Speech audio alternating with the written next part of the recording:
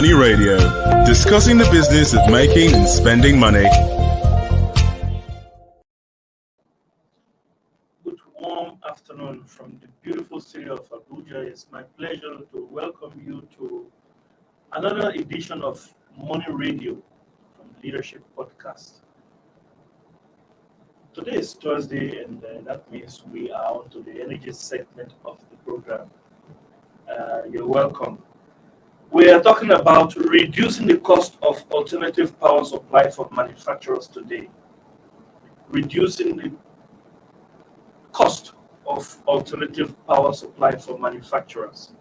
And in the studio with me to discuss the issue is our delectable Mr. Anthony Uko. So I have to give you a nickname. NSE.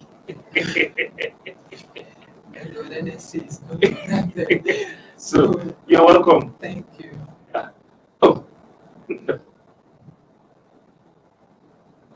High cost of alternative power supply manufacturers has implications. It does have implications because the cost of whatever is going to come out as final product for consumers is going to be inputted into that cost of manufacturing it, which of course power supply is a major component of that. So where are we? First of all, we know that just within the last 3 years, between 2019 and 2021, it cost manufacturers 215 billion naira. Billion. 215 billion naira. Whopping. Yeah. So power supply is actually something that is, in fact, it's expensive. Mm-hmm. Yeah. And so when you have such deficiencies in generating power like that in climes like ours, it actually in fact, it has more cost implications. So 215 billion naira just over 3 years. And when we want to, that is about 70 billion on average. On average, yes. About 70 billion per annum. Yes. How can the manufacturers cope with this humongous cost? In fact, it's a very big cause for concern. Really, and the manufacturers, they've not kept quiet about it. They've cried out over time on many occasions about how much they are having to spend to generate their own power, electricity independently to run their operations. And when we begin to look at how Nigeria should produce its own items, should have made in Nigerian goods. And be competitive. Especially with with the products that are being imported into the country. And going into this regime of after where they have to not just produce for the domestic economy, but also export. Yes. So it begins to it brings up a whole lot of implication on their operations, and then on the economy with the people who have to consume this product at the end of the day. In recent times, we have seen food inflation, especially inflation that has to do with consumables. Yeah. In fact, that's what has been driving the growth in inflation in recent times. While the headline inflation has somehow been contained, but the inflation on consumables, including the items that are manufactured as well as food items, have been on the rise. And this is as a result of the cost by the time all this, the cost of high cost of power is imputed into the manufacturer's product and then sent out there, then the end users have they end up bearing the brunt of those costs, and that's not it's not making the economy competitive as it should. Yeah. When we talk about alternative power supply, it's not limited to what we call renewable energy. Alternative, uh, from my layman point of view, just what you can generate outside of the national grid. Is that so? Yes, Yes. and mostly the manufacturers, they use generators. Generators. That has implications for diesel. Yes. Yeah. And you know, there is what economists call economies of scale. When the cost is, or when the power supply is coming from one source, at least they can bring all of um, their input Mhm. into generating Yes. that power supply. But where you have individuals doing it, Doing or it. individual companies, then it becomes more expensive. Expensive. Yes. So, if there were a means of pumping this 215 billion or 70 billion per annum, Per annum. I wonder how much the Gencos even sorry, the Discos even generate as revenue. If it is up to 70 billion, I can't say. Just a few days ago, I was reading an article that said that Nigerians actually consume up to 40,000 megawatts of power. 40,000 megawatts. But out of the 40,000 megawatts, from the national grid, you have only about 4,000, which makes it just 10%. Mhm. 10% that is going out there, or that is being They supplied from the from the national grid. grid to end users, that is individuals like you and me, Yeah. and then companies. So the remaining 30,000. 30,000, 36,000 Yeah. megawatts Have to come from individuals, which individuals. makes power expensive. Mind you, that power you are generating, whether it's when you come home at night to watch the television or to cook or just to have light, Mhm. the power you are generating is being done individually, and it's costly. Yes. But when it comes to generating that power or distributing it to individuals, it's supposed to be cheaper. So the idea of all of this is that the federal government has to do something to make sure that they get this pool of funds and improve power supply. There is no way around it. Yes. Yeah, we took a look at the implication for the manufacturers. It's increasing their cost of production, and this is passed on to the consumers.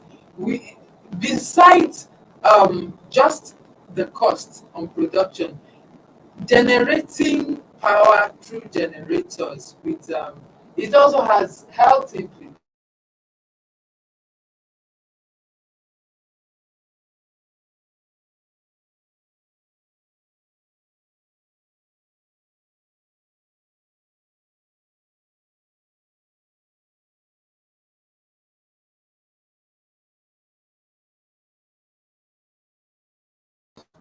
Where an entire family um, put on the generator and they forgot to put it up. They went to bed. And you know, the insecurity also It has implications. has implication on that. Yes. Because for fear of the generator being stolen, they have to put it in a safe place, and that is where they were taking in the fumes from the generating site. And we've had several reports, a family of 9, a family of numbers, and then by morning they are all gone. So that is in terms of physical death. Then what of the health, The long-term the long-term health implications of people who work in an environment and day in, day out, they continue to inhale these fumes from the generating sets. I've heard some people talk about these things having implications or contributing to terminal diseases such as Yes, cancer. cancer.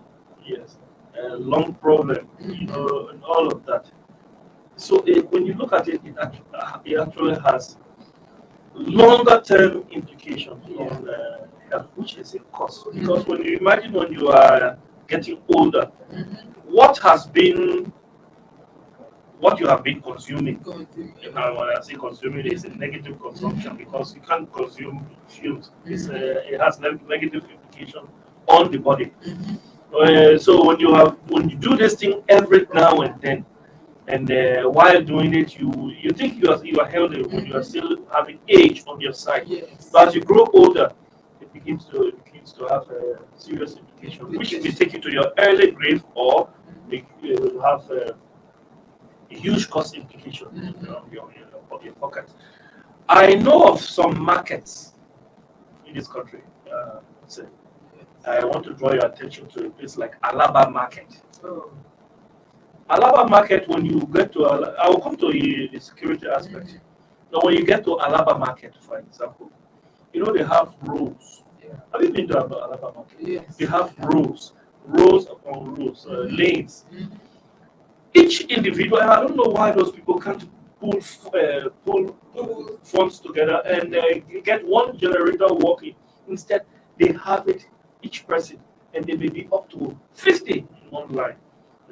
And each 50, each person, each shop owner having it outside their shop and so on. But I want the one is an enclosure or semi-enclosure. Yes. So when you see people breathing in those things, they stay there from morning till evening.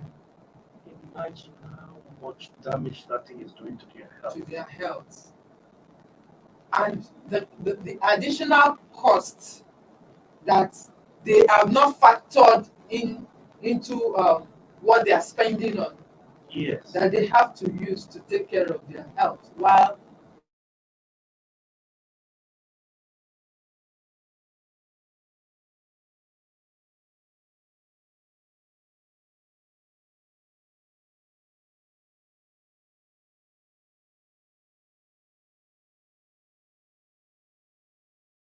Generator at 12. Why? before 12. Yes. And the reason is when these generators are on, criminals take advantage. They can come to one home. Take, for example, there are blocks of flats. So when they may come to one home and they may be dealing with the family. Yes. Collecting all that they want to collect, beating them, torturing them. And the next neighbor may not know. Even if they shout, nobody will know because of the noise. So we're not just talking about pollution in terms of the air. We're talking about noise pollution too, which also has health implications. It has long-term health implications. Of course. It has implications on the ears. Yes. And when you look into all of that, we're not just talking about money here. We're talking about each cycle. Yeah, cycle of cost. Yes. Implication. Yes. Take a look at this picture here. Take a look. That man, he may be a repairer, a generator repairer, and he's there, he's breathing in that. Looks like is he a man? Okay, yeah. We're not talking about gender. We don't want to go into gender sensitive issues. All here. right. So this man, let's consider him a man. Okay. So this man is breathing in all of this. What comes out of that? That is, you can call it deadly CO2. And when you look at it, it's really it's sad. There are other, of course, implications we want to look at when we talk about this alternative power. Let's take a short break. When we come back, we'll go with delve deeper into that. Listeners, please stay with us.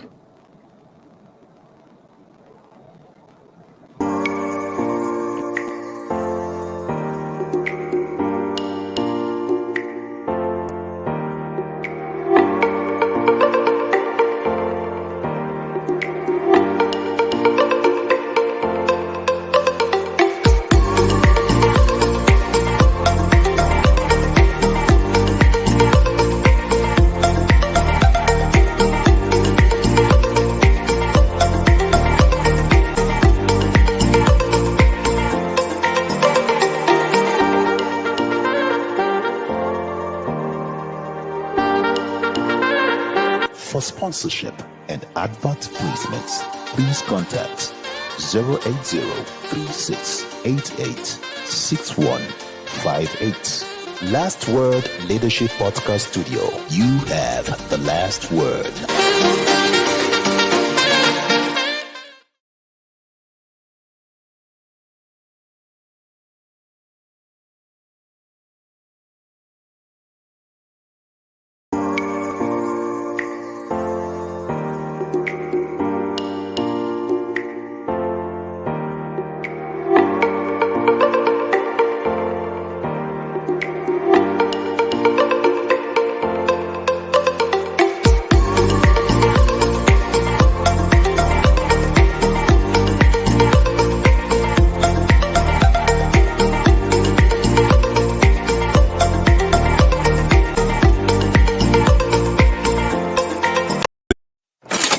Money Radio, discussing the business of making and spending money.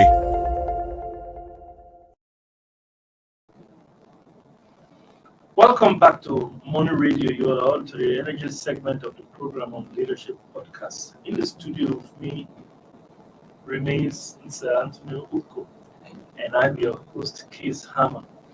So, Mr. Just before we went on break, we were talking about huge cost implications on not just financial. We talked about health implications such as air pollution and security, and then noise pollution. You see, these are three things that are very expensive. So something has to be done actually. Yes. But besides that now, let's look at consumers. Consumers, people who are eligible for power supply. We know that when it comes to cost, economic cost, generally, you may grant priority to manufacturers because the costlier it is to manufacture goods and to give out services, the larger the implication on the general public. Yes. So let's grade this eligibility issue. Let's grade it. Who's supposed to have the most power, the less power, and the least power? Well, if you, everyone needs power. The issue of eligible consumers when it comes to electricity comes from the fact that what is produced in the national grid, a lot of it don't get distributed, or part of the power that is produced does not get to the homes or the businesses through the distribution companies because of depth of the infrastructure. You don't have enough power, enough infrastructure to be able to take up, to build all the electricity that is generated to homes and then to businesses and so on. So that is where the eligible consumer, electricity consumer strategy came up, and it was adopted in 2017, flagged up by the then Minister of Power. And this allows that where any consumer consumes up to 2 megawatts of electricity, they are allowed to buy electricity direct from the generating companies. 2 megawatts. Yes. Okay. So by so doing, that's in a month. By so doing, they can bypass some of the faulty distribution network that does not allow all the electricity that is generated to be consumed. Okay.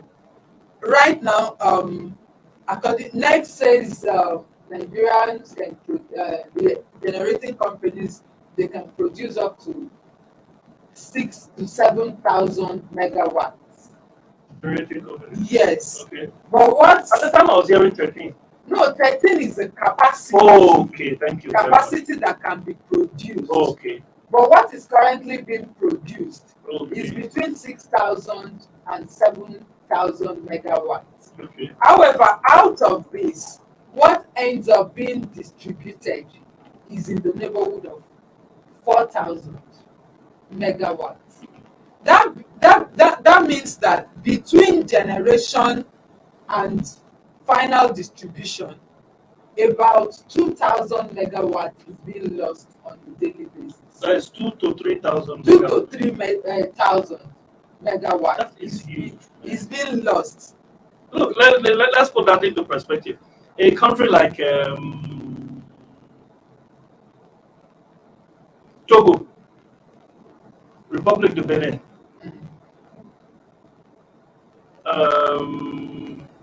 say Burkina Faso, say Liberia, Sierra Leone, the Gambia, they don't consume nearly that much that is being wasted. And let me go directly to another country. Take, for example, Uganda. Uganda is power sufficient. When I say power sufficient, all that they generate, in fact, they have more power to give up, to sell out than they need. That's how much they generate and distribute. 600 megawatts. So we are wasting 3,000 megawatts here. You can understand how much it is.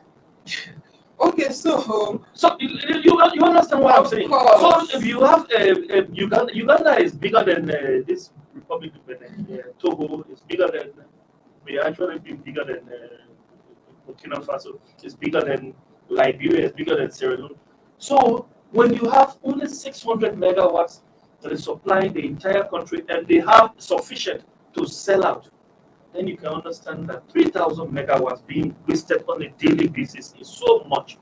yes, and this huge wastage has cost implications for the generating companies, because they have to put in all the inputs, all that is gas. They have to pay for gas supplies. They have to pay for all the component that is needed.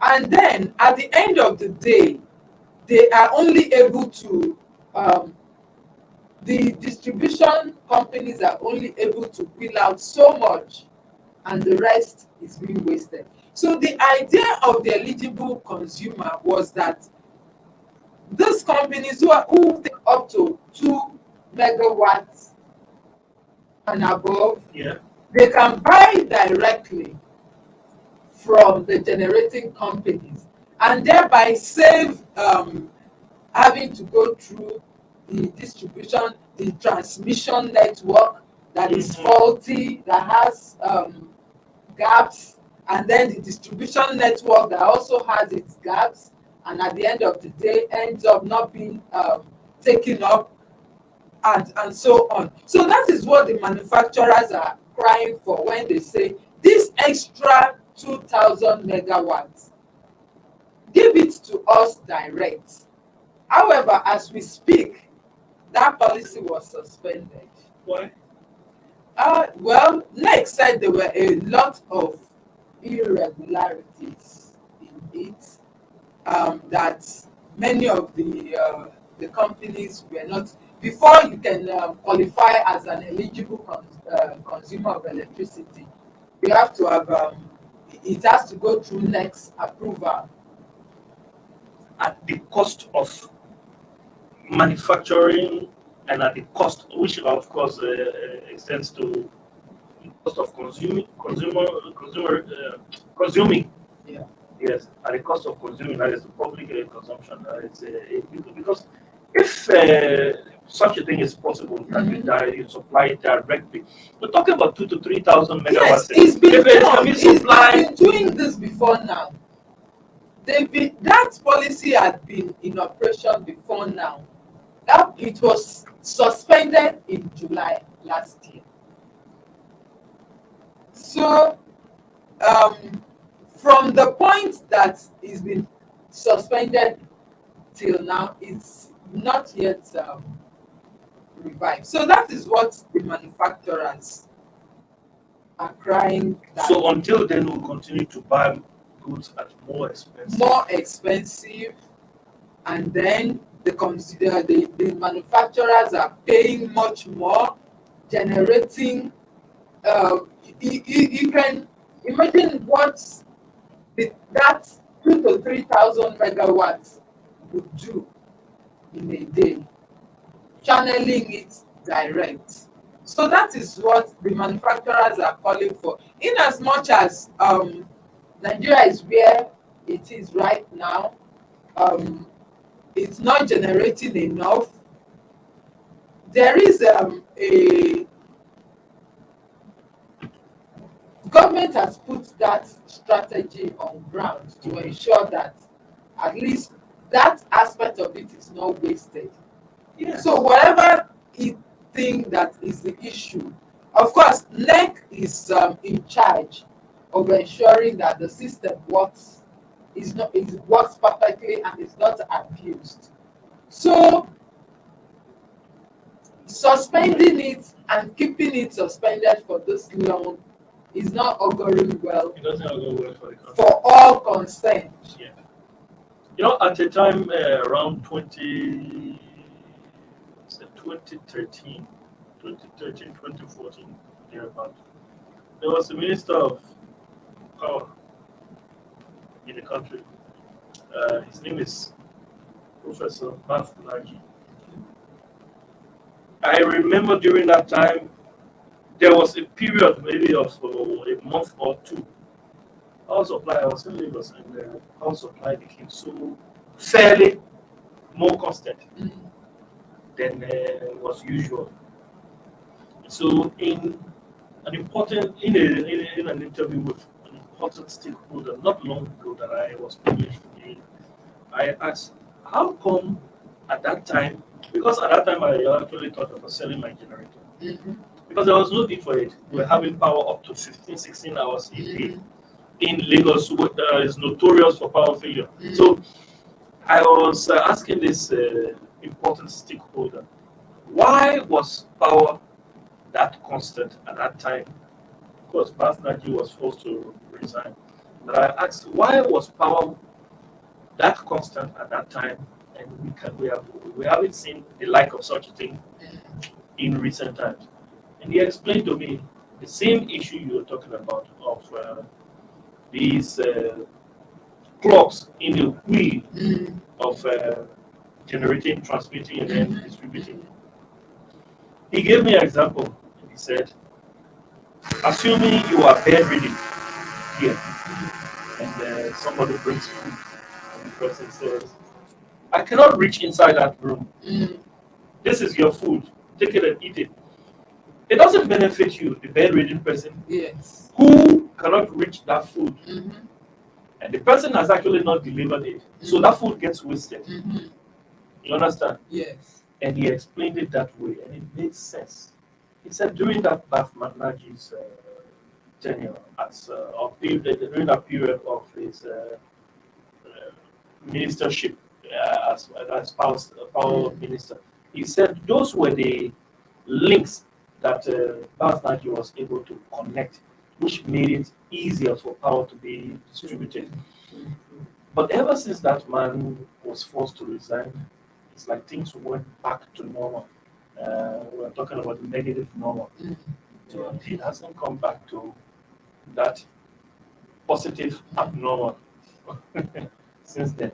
So, if that is the issue we are having, really, we have to find a way either to invest into the transmission aspect of transmission, distribution, yes, improving the or allow the manufacturers to have that direct supply. I think it makes sense. So having 2 to 3,000 megawatts of power wasted on a daily basis, like we just gave that analogy. This is what we need. Like I said, and I know that I have the document. I have to document that Uganda consumes 600 megawatts of power, and they are self-sufficient. They even boast of having enough to sell out. So if we're only wasting 3,000 megawatts of electricity on a daily basis, that is, it's not wisdom, to say the least. It is not wisdom. That's how we want to call it a day here at Leadership Podcast Studio on Money Radio. We have been discussing the cost of alternative power in the and we've done justice to this issue. I want to say thanks for being here as always. Thanks to our producers, but mostly we say thanks to you, our loyal followers. It has been a pleasure having you. Until we meet tomorrow for another edition of Money Radio, stay safe, observe social distancing, go and get your jab. It's free. Stay blessed. Have a nice day.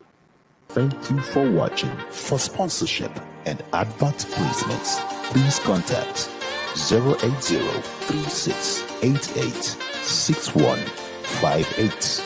Last Word Leadership Podcast Studio. You have the last word.